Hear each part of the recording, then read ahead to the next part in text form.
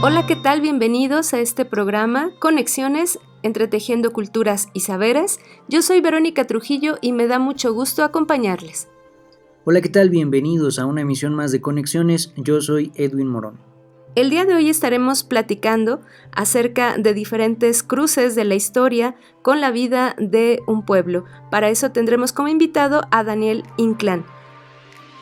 El día de hoy tendremos las secciones de Alternativas del Buen Vivir, Semanario de la UIEM y Origen, Tránsito y Destino. Acompáñenos, esto es Conexiones.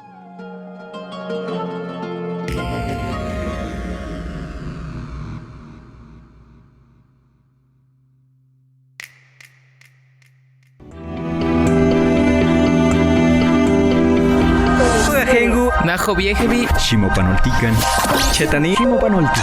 Esto es Conexiones. Entretejiendo culturas y saberes.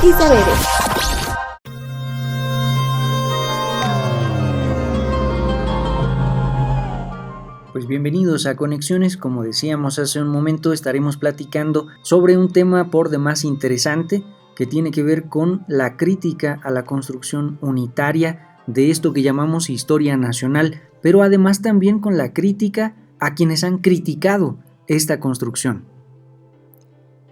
Desde esta perspectiva es importante considerar que en términos de la crítica tendríamos que proponer también una serie de vías o de perspectivas de construcción. En ese sentido, el giro decolonial y esta crítica a la decolonialidad pues ha dejado temas pendientes. Por tanto, me parece importante el papel que puede realizar el trabajo de las universidades, la Universidad Intercultural, ¿por qué no?, también incluir en estas actividades para la reflexión y propuesta también de categorías no solo teóricas, sino también metodológicas y de acción para el abordaje de estos temas. Así que quédense con nosotros, estaremos reflexionando con Daniel Inclán sobre ello. Esto es Conexiones. Mientras tanto, vamos a escuchar Alternativas del Buen Vivir. Ya estamos de regreso.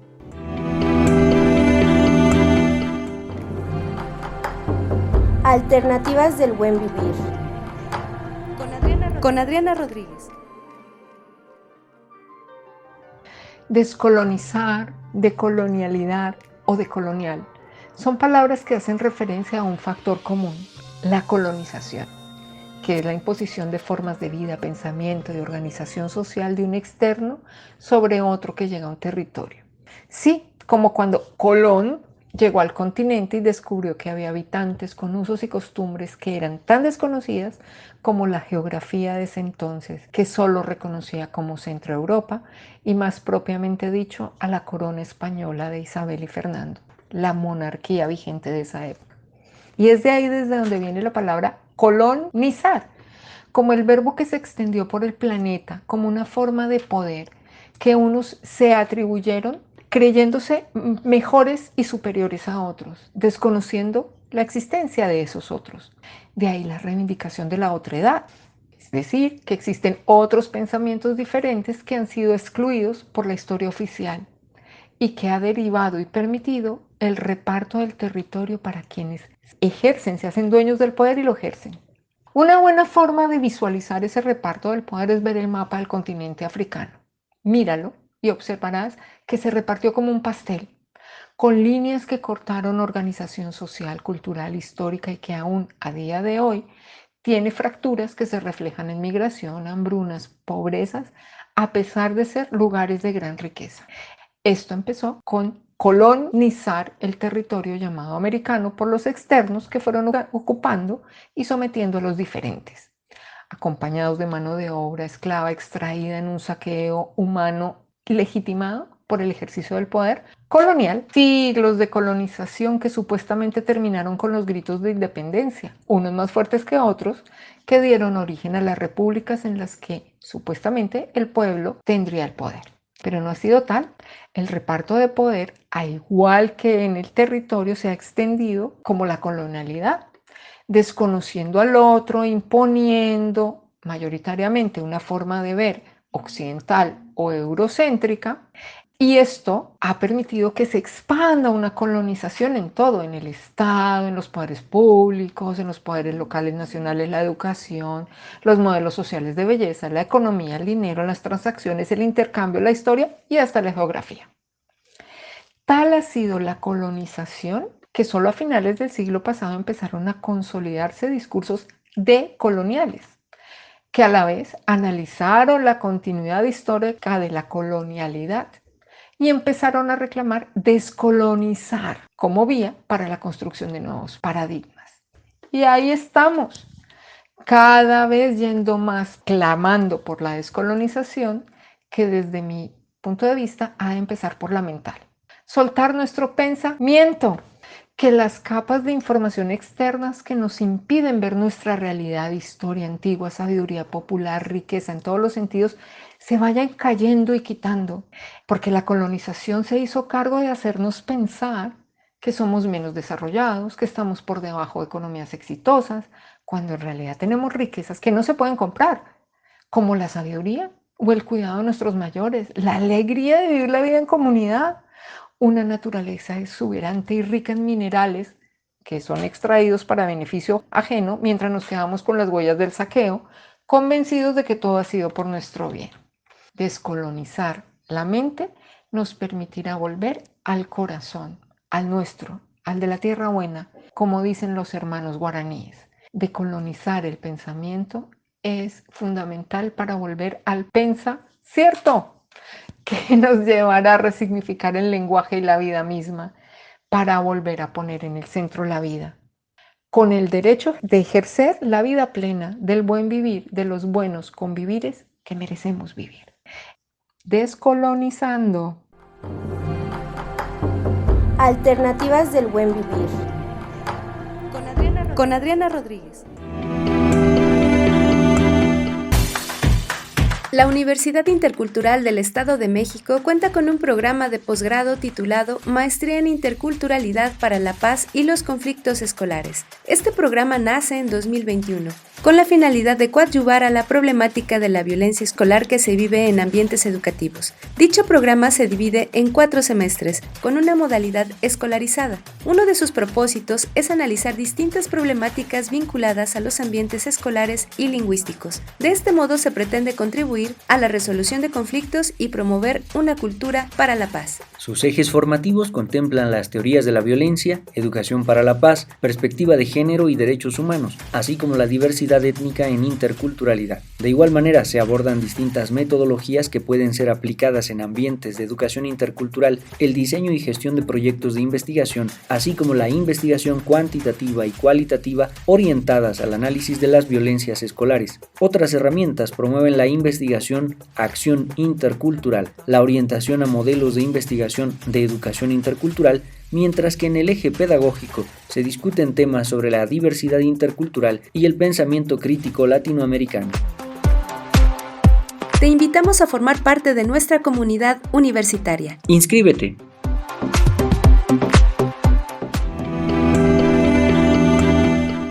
Daniel Inclán es licenciado y maestro en Historia, doctor en Estudios Latinoamericanos. Todos sus grados los ha obtenido en la Facultad de Filosofía y Letras de la UNAM. Hizo además una estancia postdoctoral en el Instituto de Investigaciones Económicas. Es investigador titular A definitivo de tiempo completo, adscrito al Observatorio Latinoamericano de Geopolítica del Instituto de Investigaciones Económicas de la UNAM. Profesor y tutor de la maestría y doctorado del programa de posgrado en Estudios Latinoamericanos de la UNAM también, y se dedica al estudio de la teoría y filosofía de la historia y al análisis del papel de la violencia en la trayectoria del capitalismo contemporáneo. Bienvenido, Daniel, muchas gracias por estar en Conexiones. Platícanos, ¿cuáles son los riesgos de concebir la existencia de una sola historia formal e institucional dentro de un país pluricultural y además de tradición oral? En torno a los riesgos de una historia única, de tintes oficiales, de tintes generalizantes en contextos de diversidad cultural, en especial cuando esta diversidad tiene una fuerte composición de saberes de transmisión oral y de configuración del entendimiento del mundo a partir de la oralidad, comparte, como con todas las historias, la necesidad de pensarse siempre en clave plural y por fuera de un principio de unidad. ¿Qué quiere decir esto? Desde el siglo XIX se ha construido un criterio dominante para pensar el tiempo histórico como un tiempo que avanza sintetizando en una unidad las diferencias. El paradigma de esto es el Estado-Nación, una invención en la que se hace creer que hay un conjunto heterogéneo de personas, pero que tienen un principio de identidad que las hace compartir algo así como la nacionalidad y una práctica común. Esto es completamente falso. Es una invención, la de los Estados-nación, que ha servido, entre otras cosas, para reorganizar a las poblaciones, para reorganizar a los territorios y sobre todo satisfacer necesidades de una cultura material capitalista. Y para ello se han reorganizado y reconfigurado la manera de entender el pasado, de manera que siempre se piensa el pasado como una suerte de fragmentos de una unidad. Cuando pensamos las historias nacionales o incluso la historia mundial o la historia de la humanidad, pareciera que está compuesta por múltiples fragmentos, pero que es una unidad, una suerte de caleidoscopio en el que hay distintos elementos que harían una misma imagen. Esto es completamente falso.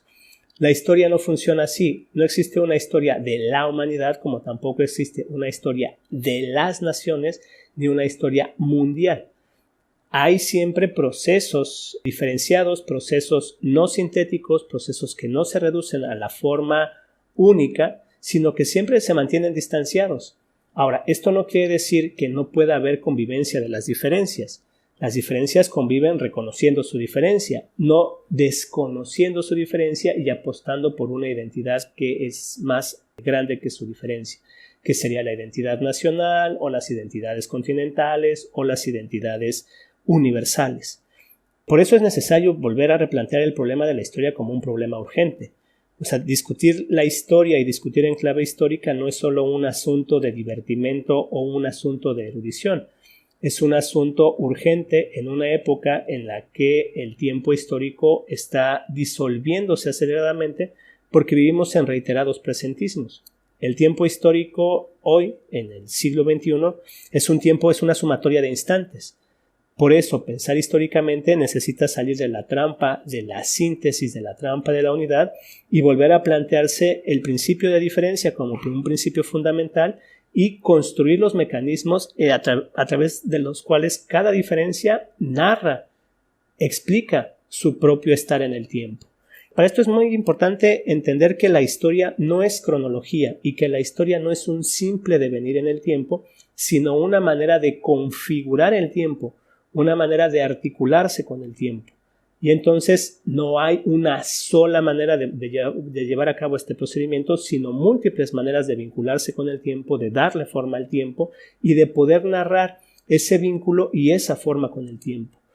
Por lo que seguir pensando en las claves nacionales, seguir pensando en las claves totalizantes de una historia universal o de una historia humana, lo único que hace es reafirmar la idea de que todas esas diferencias son secundarias porque lo importante es esa gran historia, que además esa gran historia narra las hazañas y las proezas de grandes hombres en el sentido estrictamente masculino del término y delega las formas de existencia que no cumplen los criterios de esos grandes hombres. Por ejemplo, las historias de las vidas comunitarias, las historias de las vidas colectivas vinculadas con los ecosistemas, las historias de las mujeres, las historias de las infancias.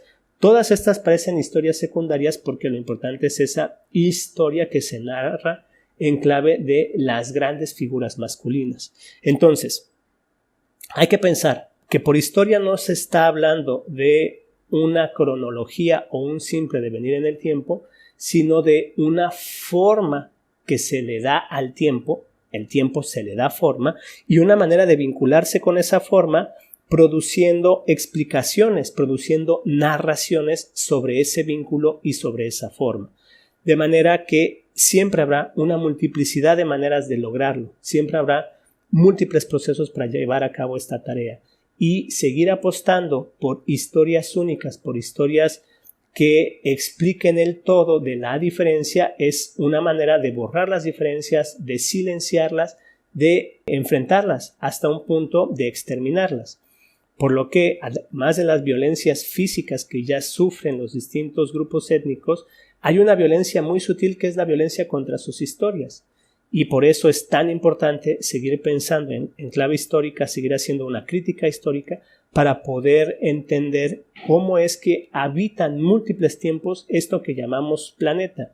Y sobre todo empezar a discutir de manera cotidiana y radical la idea de la unidad nacional. No hay nada más falaz que una suerte de identidad nacional que presupone una identidad que engloba al conjunto de diferencias. Esto lo único que permite es administrar territorios y gestionar poblaciones. Por lo que se necesitan entonces mecanismos que no están todavía claros para pensar en clave de diferencia y para pensar los tiempos históricos de esas diferencias.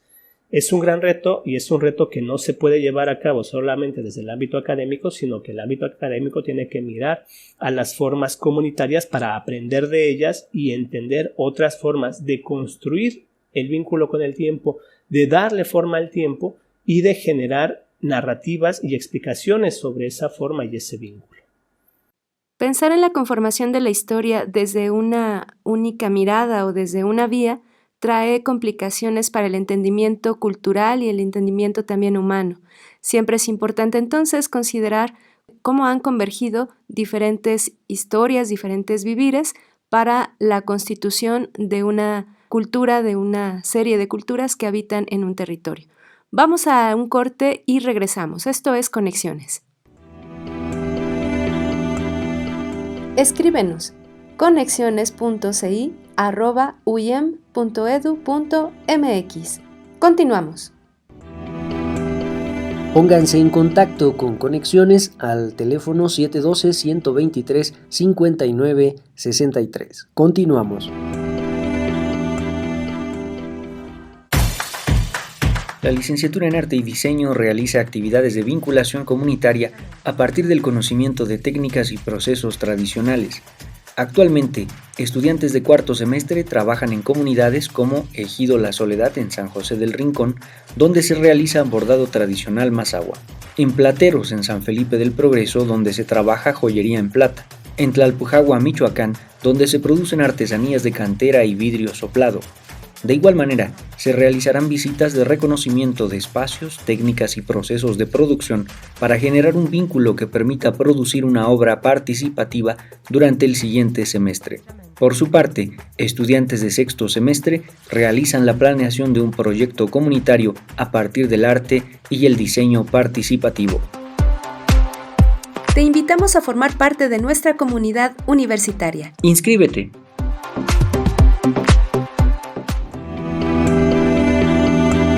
Semanario de la Universidad Intercultural del Estado de México.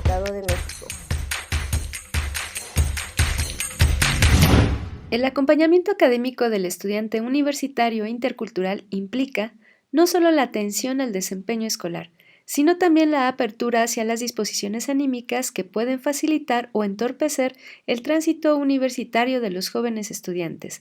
En ese sentido, se han desarrollado actividades tutoriales cuya función es promover entre los jóvenes la información y acción necesarias para la vida escolar integral. En el afán de fortalecer tal acompañamiento, es que se realizan ceremonias de temazcal en la Universidad Intercultural, puesto que este ritual permite y facilita procesos reflexivos entre los participantes, desde los que se vuelve posible la atención a tales disposiciones anímicas.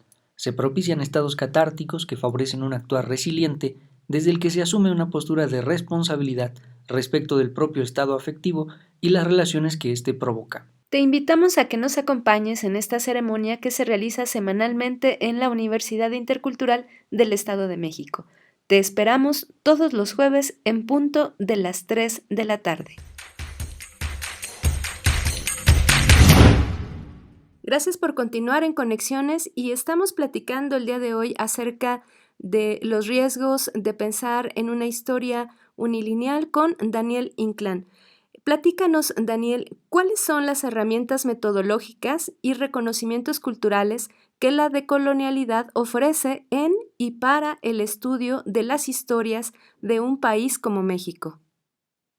Sobre lo que las estrategias de investigación decolonial ofrecen a un país, a una geografía tan diversa como la que llamamos México, incluso la que llamaríamos en sentido más amplio latinoamericana, son pocas. Yo creo que los estudios decoloniales se han convertido en un gran lastre para la investigación en América Latina porque ofrecen pocos procesos empíricos de investigación.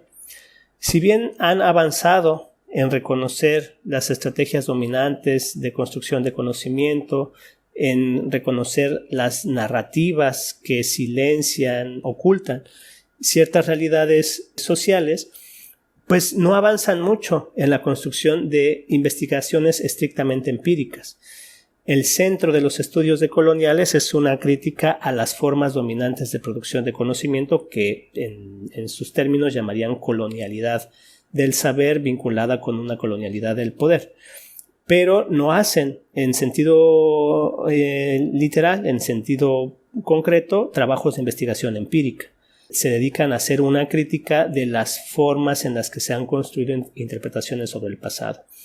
Y esto tiene grandes límites, porque ninguna de las figuras importantes del llamado giro decolonial o del llamado grupo de estudios decoloniales en América Latina, le hace Walter Miñolo, Aníbal Quijano, Enrique Dussel, Catherine Walsh, Santiago Castro Gómez, Grossfogel, hacen trabajo empírico de la diversidad cultural en América Latina porque ninguno de ellos habla una lengua indígena. O sea, la necesidad de un acercamiento a la diferencia y la diversidad de las composiciones culturales obliga a un entendimiento de las formas lingüísticas de estas diversidades, porque criticar la omisión, el silencio, que si bien es importante, no es suficiente para construir nuevas explicaciones. Y dije al principio que es un gran límite porque llevan más de 20 años haciendo la misma crítica y no han avanzado en la construcción de nuevas narrativas y de nuevas estrategias de investigación porque se sostienen en la crítica de lo que se hace y no hay una propuesta seria ni una propuesta real. A eso se suma un segundo gran límite de la perspectiva decolonial, que es partir de la idea de que la colonialidad es una suerte de condición histórica que comparten todas las personas y todas las geografías que habitan eso que se llama América Latina. Sin negar la existencia reiterada de los procesos de colonización, lo que es más importante que pensar una condición es pensar el proceso colonial. Porque si asumimos, bajo la perspectiva que proponen los estudios decoloniales, que la colonialidad está ahí siempre moviéndose, pues pareciera que es algo que es inevitable.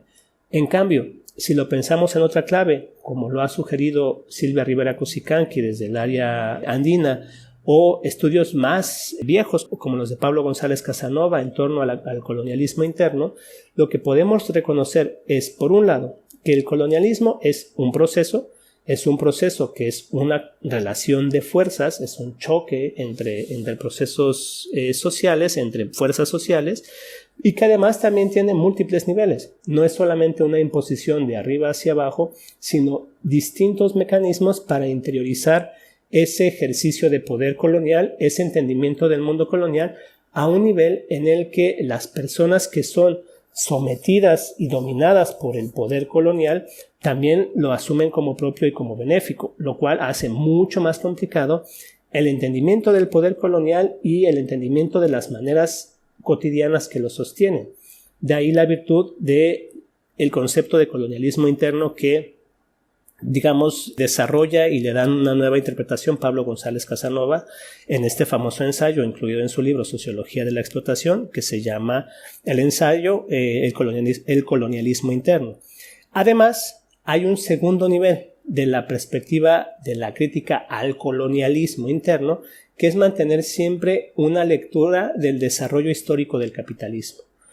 No se puede pensar una crítica al colonialismo interno sin hacer siempre una crítica al capitalismo como proceso mundial y como proceso que reconfigura el orbe, pero A diferencia de los estudios decoloniales que plantean de una manera muy simple y muy simplificadora que Europa nace capitalista, lo que esta perspectiva, la del colonialismo interno, nos permite pensar es que también el capitalismo colonizó Europa. Es decir, Europa no nace capitalista y no nace una geografía que va a conquistar el mundo, como ingenuamente y simplificadoramente plantearía Enrique Dussel. El ego conquiro, diría él, surge en algún momento en Europa y se van a conquistar al mundo. Lo que Dussel nunca reconoce es que también hay conquistas al interior de Europa. Pensemos, por ejemplo, en el famoso libro de Silvia Federici, Calibán y la bruja. Para explicar el proceso de expansión capitalista al interior de Europa, hubo una enorme cacería de brujas, es decir, matanzas de mujeres que reconfiguraron las tierras colectivas y reorganizaron la geografía al interior de Europa. Por lo que el proceso del colonialismo no es solamente un proceso de Europa hacia afuera de Europa, es una relación en la que la reproducción capitalista del mundo tiene que reiteradamente colonizar las geografías en las que se despliega, las geografías en las que se vive un mundo capitalista. Entonces, los estudios decoloniales han simplificado demasiado el proceso, porque han planteado una Europa que es mala y conquistadora, opuesta a geografías buenas, bondadosas, maravillosas, que son las tierras conquistadas. Para entender el desarrollo de la conquista y la colonización, también hay que entender las participaciones de las poblaciones locales, también hay que entender las maneras en que los grupos subalternizados y los grupos dominados incorporan como válido y como positivo el ejercicio de la dominación. Porque si no seguimos en una historia maniquea de los buenos y los malos, las comunidades americanas como las buenas, las comunidades europeas como las malas, como si existiera algo así como Europa como una unidad y América como una unidad.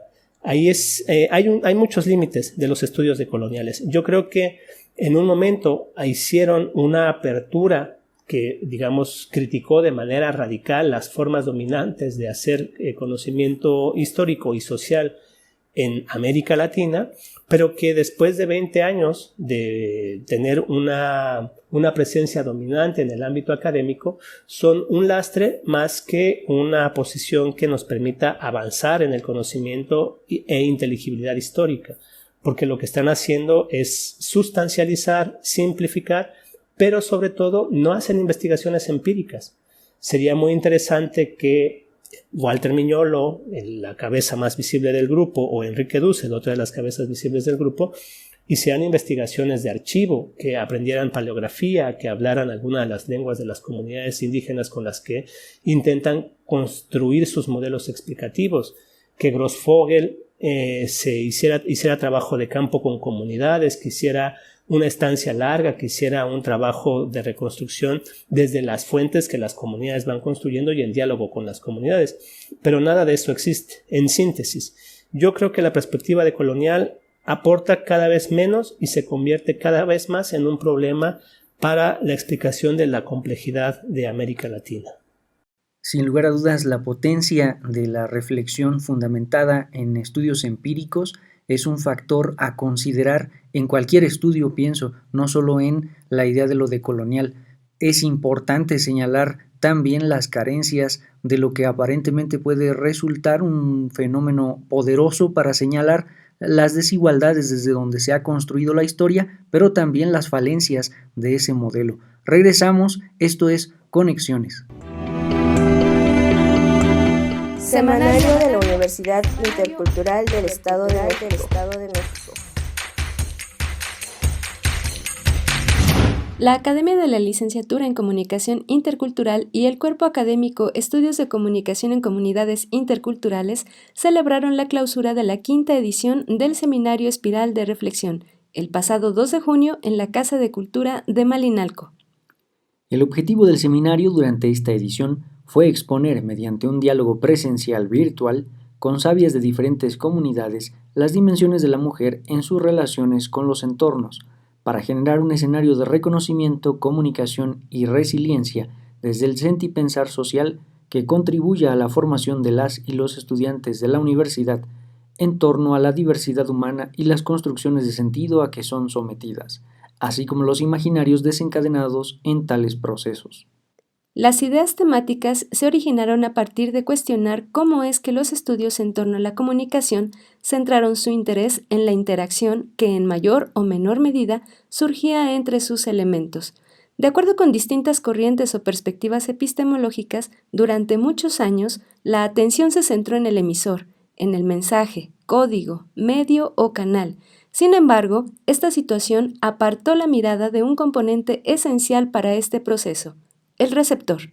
Tanto los análisis de contenido como los estudios de recepción mostraron intentos por abordar este aspecto. Sin embargo, dada su influencia y demanda publicitaria, comercial o política ideológica, se menospreció las diferentes acciones que el receptor crea y desencadena como sujeto activo, acción sustancial para la intersubjetividad, la generación de sentidos otros, portador de la otredad, por tanto, expresión de lo distinto, generador de desacuerdo, de extrañeza, incluso de discriminación, invisibilización, hasta receptor de violencia. Por estas razones, en su quinta edición, el seminario Espiral de Reflexión recuperó, a partir de la experiencia de sabias de diferentes comunidades, las dimensiones de la mujer y su relación con el entorno, para generar un escenario de reconocimiento, comunicación y resiliencia, desde el sentipensar social que contribuyera a la formación de las y los estudiantes de la UIM, así como sus formas de encuentro, desencuentro y diálogo. Las temáticas fueron tratadas desde la voz sensible y autobiográfica de mujeres con largo camino y experiencia en procesos de espiritualidad, ciclos menstruales, manifestaciones culturales, meditación, otredad, afrodescendencia, condiciones de género, historias orales, entre muchas otras. Los temas reflexionados trataron de doula, acompañamiento en el embarazo y parto, cambio de paradigma, menopausia versus plenipausia, menstruación, dolor y ciencia, ceremonia de té y mujer en Japón, meditación y restitución del diálogo humano, mujeres afrodescendientes, sobre el sentimiento y la condición de género, del alumbramiento y la partería, Malina Alxóchitl, de las memorias activas en torno a una mujer. Derivado de estas provocaciones, se pudo reflexionar sobre el proceso de gravidez, la menopausia, plenipausia, dinámicas del ciclo menstrual, condiciones de los pueblos afrodescendientes, la diferencia en el sentir de las personas, la relevancia del parto natural y de la labor de la partera en contextos comunitarios, así como las perspectivas histórica, simbólica y de tradición oral en torno a la mujer y el género, mediante distintas aproximaciones como la heurística, la espiritual e intersubjetiva, para comprender la importancia del acompañamiento interpersonal, potenciar su comprensión en entornos familiares y comunitarios, identificar las múltiples dinámicas de exclusión hacia las mujeres de la tercera raíz, así como comprender sus relaciones para las cosmovisiones originarias y cosmovivenciales. Te invitamos a que participes en las próximas ediciones de Espiral de Reflexión. Iniciamos nuevamente en agosto del 2022. Te esperamos.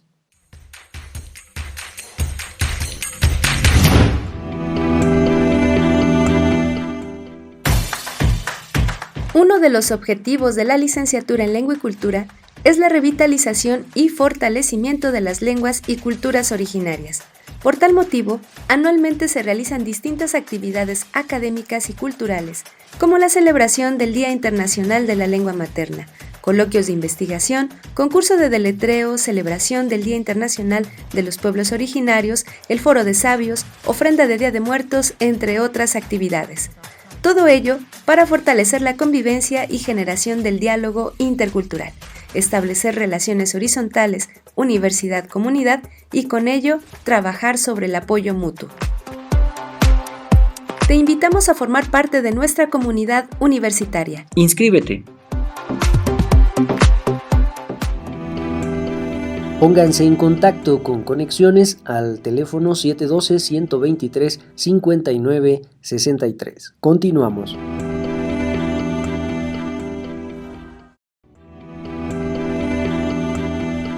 Escríbenos conexiones.ci@uiem.edu.mx.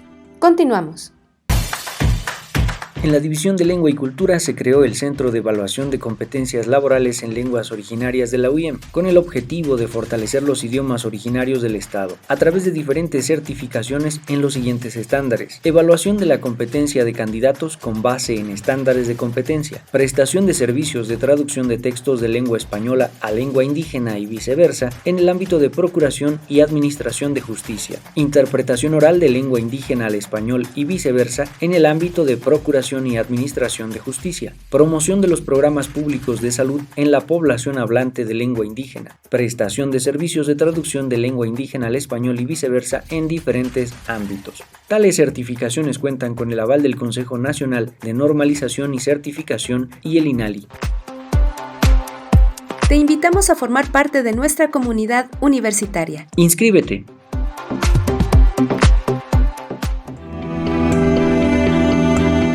Ya estamos de regreso en Conexiones y seguimos platicando con Daniel Inclán. Platícanos, Daniel, cómo posibilitar la práctica reflexiva y emotiva de Colonial en la investigación de las historias de comunidades en niveles educativos, por ejemplo, en la preparatoria o en el nivel superior, en el nivel universitario. Pues es una gran pregunta que necesita múltiples respuestas.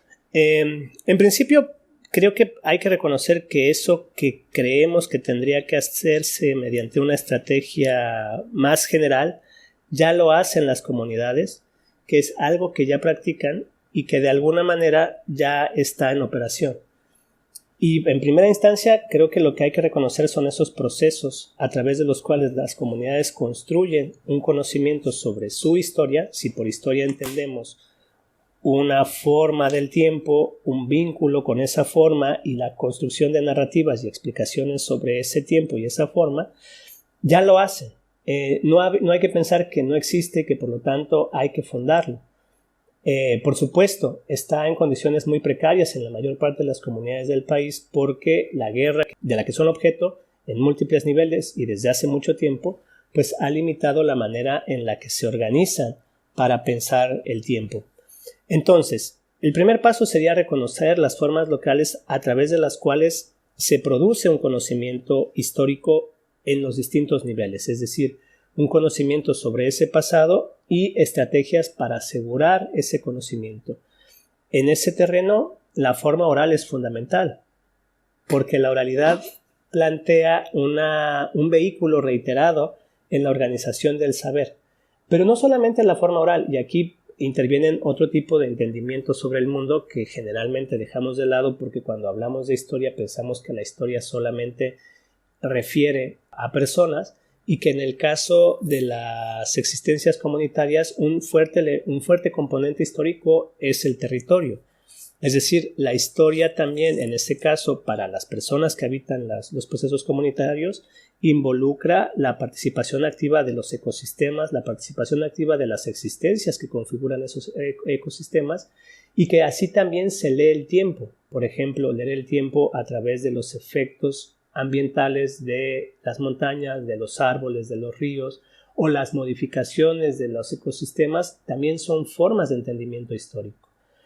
Vinculado con eso, pues hay una serie de prácticas que articulan memoria e historia. Y aquí es muy importante reconocer que no son lo mismo y que no hay una memoria histórica. Eso es una suerte de contradicción en los términos, porque la memoria y la historia tienen la misma materia, que es el tiempo, pero lo trabajan de manera distinta. Pero la historia sí puede servirse de la memoria para pensar cómo es que se han modificado las maneras de estar en el tiempo. Entonces, hay muchas formas en las que cada ámbito colectivo y comunitario trabaja con sus memorias, trabaja con esas capacidades de entender el pasado que permiten una configuración histórica, es decir, una manera macro de organizar el tiempo, organizarlo con una forma y vincularse con esa forma. Seguido de eso, pues también tenemos que reconocer que ya hay muchas prácticas de construcción de saberes que no son necesariamente los saberes escriturales, sino que pasan, por ejemplo, por otras formas como las de imágenes, la construcción visual. El entendimiento del pasado no es solamente un entendimiento en prosa, es un entendimiento que también tiene que hacerse a través de múltiples soportes. Entonces, promover las prácticas historizantes en las comunidades también tiene que promover esas otras formas de registros visuales, registros sobre prácticas como la danza, como la música, que también son maneras de construir explicaciones sobre el tiempo y transmitir esas explicaciones. Porque, aunque es muy importante que haya escritos, eso es fundamental sin duda, no tiene que ser la única manera en la que se promuevan esas prácticas. Y en ese sentido, también la imaginería que se construye colectivamente sobre los territorios, por ejemplo, tendría que hacerse más, promoverse más, hacerse más explícita. La manera en la que las comunidades imaginan sus espacios, hacen representaciones de los espacios en los que habitan, también es un proceso historizante. Por otro lado, pensando pues que la pregunta refiere a las generaciones más jóvenes y a las personas más jóvenes, pues no hay que caer en esencialismos y pensar que como ahora las personas jóvenes usan celulares y las personas jóvenes escriben en redes sociales, ya no pierden la sustancia comunitaria. Habría que pensar cómo esa forma colectiva, esa forma comunitaria también impacta la manera en la que escriben, en la manera en la que usan las redes sociales o en la que usan la tecnología. Y más que negarla y pensar que eso hace un daño a la vida comunitaria, pues hay que potenciarla para también reconocer que ahí puede haber alternativas en las que la comunidad se transforme, en las que la comunidad siga manteniendo un tipo de saber y un tipo de entendimiento del mundo. Porque también el riesgo de pensar formas clásicas o formas tradicionales es negar la existencia de las tecnologías en las nuevas generaciones y lo que esto implica.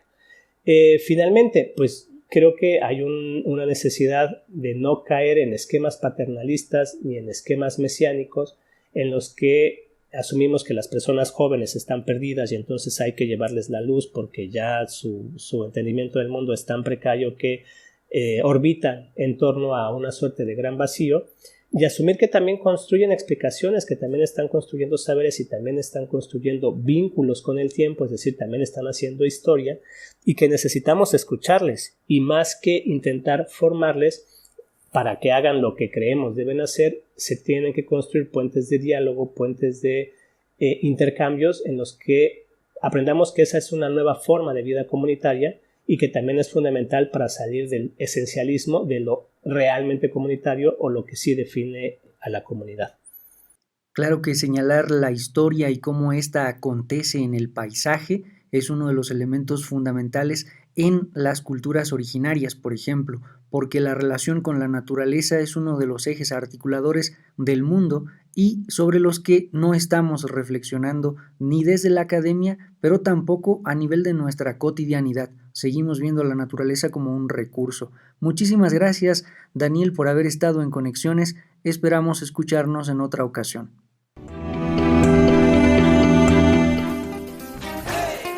Origen, tránsito y destino. Por Joel Pedraza. Hola Vero, hola Edwin, de nueva cuenta aquí en la cápsula de Conexiones desde Asia y a través de México y sus indicadores migratorios. En esta ocasión hablaré de un estado, del estado de Querétaro, un estado interesante, con mucho crecimiento en las últimas 2 décadas tal vez, y que según la tendencia pinta a tener todavía un crecimiento mayor. Recordemos que Querétaro fue considerada una de las ciudades más seguras y con mejor calidad de vida por allá del 2008 o 2010, en la segunda década de este siglo, característica que ahorita tiene Mérida y que parece una tendencia a que esta ciudad que tiene estos indicadores de calidad de vida alta o de seguridad incrementan su población. Es decir, la seguridad pública y la seguridad ciudadana determinan en parte movimientos migratorios al interior de un país, ¿no? Entonces, en este caso, como lo es Querétaro, solamente haré un poco de numeralia. Posee, según el censo del INEGI, una población de 2.368.000 habitantes, de los cuales el 94.1% vivían ya en Querétaro hace 5 años, en el 2018, lo cual hace pensar que tiene un incremento poblacional solamente migratorio del 5.9%, algo así como 130 30,000 habitantes aproximadamente, ¿no? Entonces, ¿qué factores podrían considerarse para Querétaro como un punto de atracción?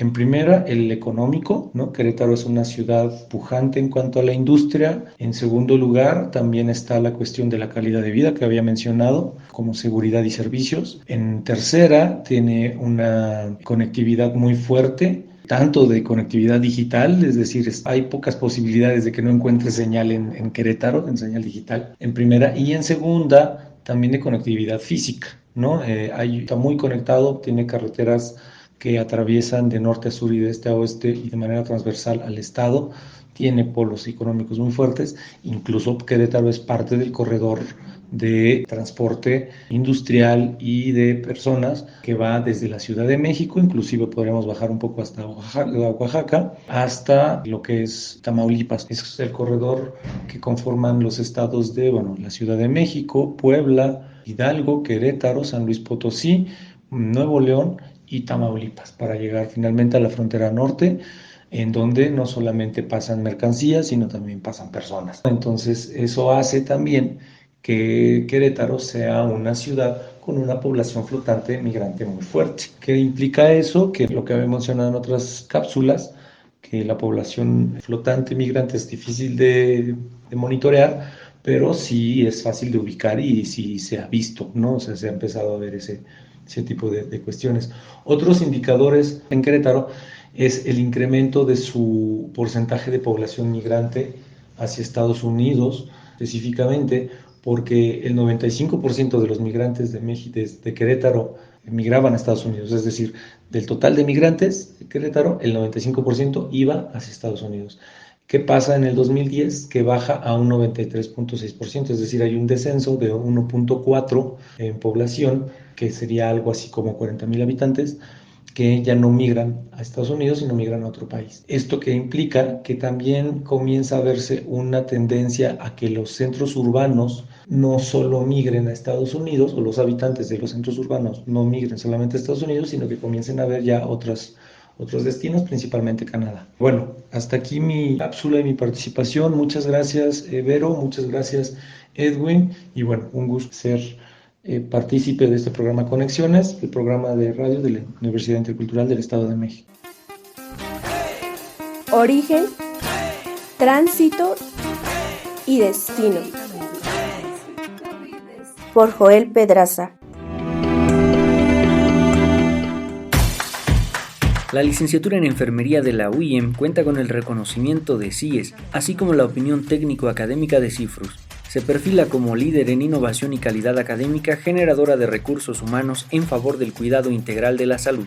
Mediante esto, logra competencias de docencia, administración, investigación y asistencial en egresados en un periodo de 10 semestres. En el 9º y 10º se realiza el servicio social. Su mapa curricular se constituye por 4 ejes de formación: disciplinar, sociocultural, lengua y cultura y vinculación con la comunidad. Los estudiantes pueden ser acreedores a becas, intercambios académicos, ingreso al programa de educación dual, servicio social, experiencias profesionales en campo clínico, asesoría para el ejercicio libre de la profesión y procesos dinámicos de titulación. Te invitamos a formar parte de nuestra comunidad universitaria. ¡Inscríbete!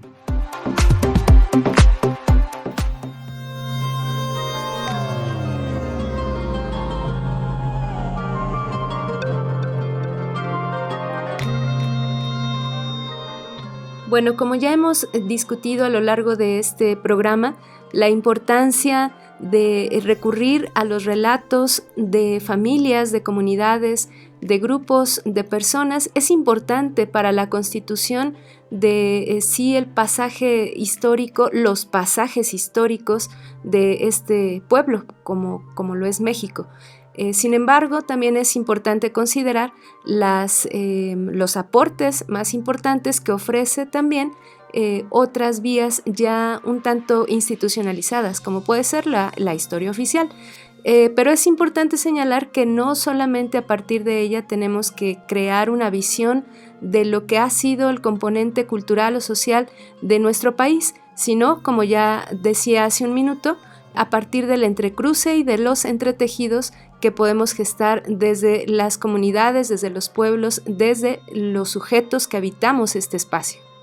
Es importante y poderoso también recuperar la idea de que la construcción de una historia, la construcción de unicidades, sobre todo desde el Estado Nacional, pues son elementos ficcionales en realidad, que como señalaba Daniel, es un artilugio para administrar los territorios, para gestionar las formas de vivir de la comunidad, como si efectivamente no se desarrollaran desde su interior formas de vivir mucho más certeras, mucho más atinadas, probablemente con mayor complejidad que esta perspectiva montada desde una estructura política, ideológica, ajena en muchas ocasiones a las propias formas de vivir de lo íntimo, de lo cercano. Pensaba también en esta idea de la potencia que podría tener la microhistoria desarrollada por el historiador González, que ya en otra ocasión platicaremos de ello, pero me parece muy potente regresar a considerar las historias desde lo cercano, Vero. Sí, sin lugar a dudas hay varias tareas pendientes desde el ámbito, pues no solo académico, sino también personal y desde nuestras propias comunidades y familias. Pues fue todo un gusto el día de hoy compartir con ustedes este espacio de conexiones. Me dio mucho gusto acompañarles. Agradecemos en la edición a Ciro González y les acompañamos en la conducción Edwin Morón y Verónica Trujillo. Agradecemos en la producción de este programa a Daniel Vallejo y la Universidad Intercultural del Estado de México. Tlazocamati, Huelmillac, Pampaticaqui, Totlactol, Octeipa.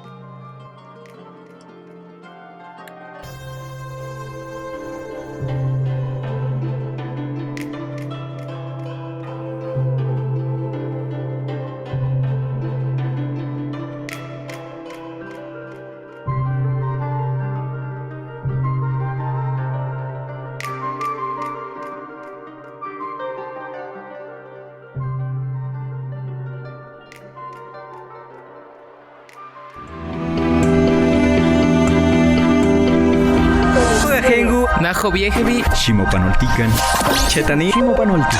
Esto es Conexión. Entretejiendo culturas y saberes.